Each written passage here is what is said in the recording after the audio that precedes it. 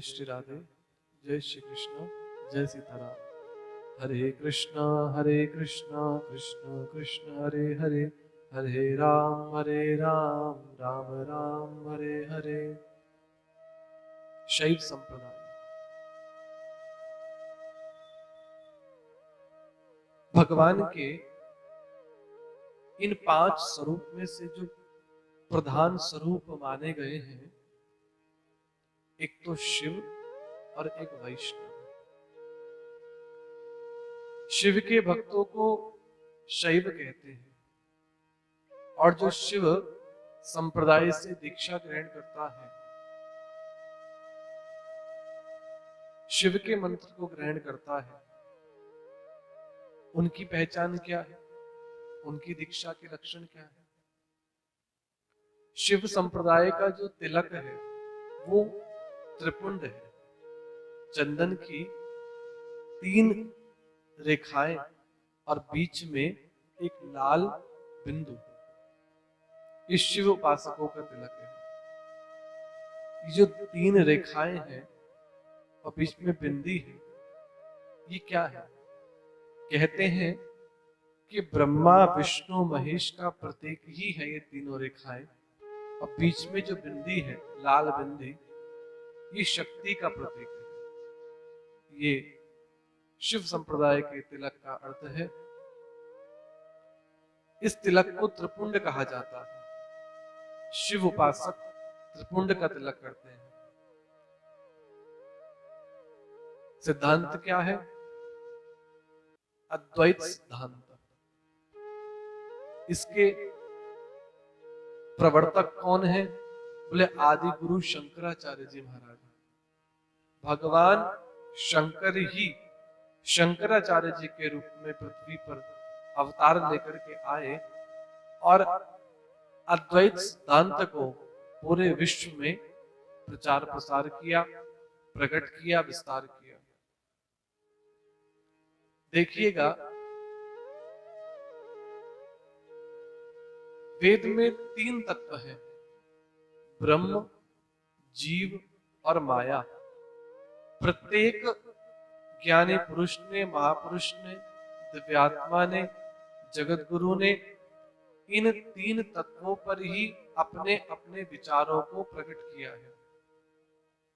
इन तीनों तत्वों को प्रस्थानत्रयी कहा जाता है, ब्रह्म, जीव और माया। अपने ज्ञान के आधार पर, अपनी योग्यता के आधार पर प्रत्येक जगत गुरु ने इन 3 तत्वों की व्याख्या करी है, और 3 तत्वों की व्याख्या को जो प्रकट किया है उसको सिद्धांत कहा गया। और उस सिद्धांत को जिस जिस साधक ने फॉलो करा, वो उस संप्रदाय के अनुयायी कहलाए। तो जगत गुरु शंकराचार्य जी ने अद्वैत सिद्धांत के रूप में क्या प्रस्तुत करा, क्या प्रकट करा सिद्धांत? उन्होंने कहा कि संपूर्ण विश्व में, जगत में और जगत से बाहर एक ही तत्व है जो ब्रह्म है। उन्होंने न माया तत्व को माना, न जीव तत्व को माना। शंकराचार्य जी ने कहा ब्रह्म सत्यम जगन मिथ्या, जगत तत्व को स्वीकार ही नहीं करा। बोले सर्वत्र ब्रह्म ही ब्रह्म है, जगत में जो दिखाई दे रहा है ये भी ब्रह्म का ही स्वरूप है, और जो जीव है ये भी ब्रह्म से ही प्रकट हुआ है।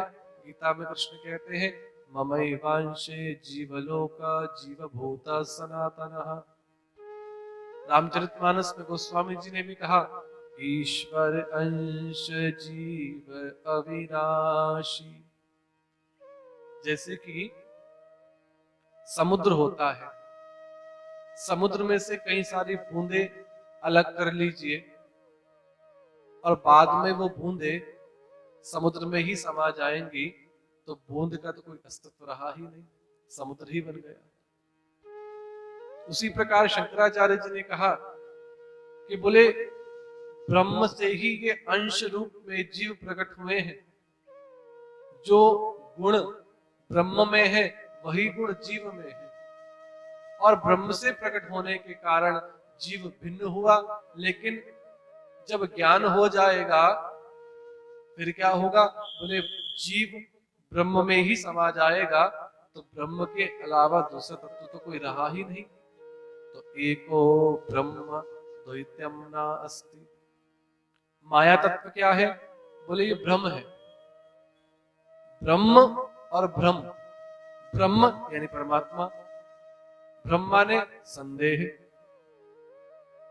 उन्होंने जगत तत्व को स्वीकार ही नहीं करा। उन्होंने कहा कि ये भ्रम है जीव का, अज्ञानता के कारण जगत प्रतीत हो रहा है, लेकिन जब गुरु की वाणी के द्वारा, गुरु के उपदेश के द्वारा ज्ञान प्रकट होगा, तब जगत का तो अस्तित्व रहेगा ही नहीं, ब्रह्म ही रहेगा। कैसे? उदाहरण दिया, जैसे कि हम बंद कमरे में, अंधेरे कमरे में हो और उस कमरे में रस्सी पड़ी हो, हमें दिखाई तो दिया नहीं, और हमारा पैर उस रस्सी के ऊपर पड़ गया, अंधेरा कमरा होने के कारण हमको क्या लगा? सांप सांप सांप सांप सांप। लेकिन किसी ने आकर के दीपक जलाया और दीपक के प्रकाश में जब देखा, अरे जिसको हम सांप समझ रहे थे वो सांप नहीं, वो तो रस्सी निकला। तो ये क्या था? तो जिस प्रकार रस्सी में, रज्जू में सर्प का भ्रम हो गया, उसी प्रकार ब्रह्म में जगत का भ्रम हो रहा है। यानी ब्रह्म है लेकिन जगत प्रतीत हो रहा है। जब ज्ञान का प्रकाश होगा कि एक ही ब्रह्म है, दूसरा तो कोई है ही नहीं, जगत रहेगा ही नहीं। तो इसको कहा अद्वैत सिद्धांत। शिवो हम, मैं ही शिव हूं, सो हम, मैं ही, सो माने वह, अहम माने मैं ही वह हूं। तो ये आदिगुरु शंकराचार्य जी का सिद्धांत हुआ। इसी के साथ जय श्री राधे, जय श्री कृष्ण, जय सीताराम।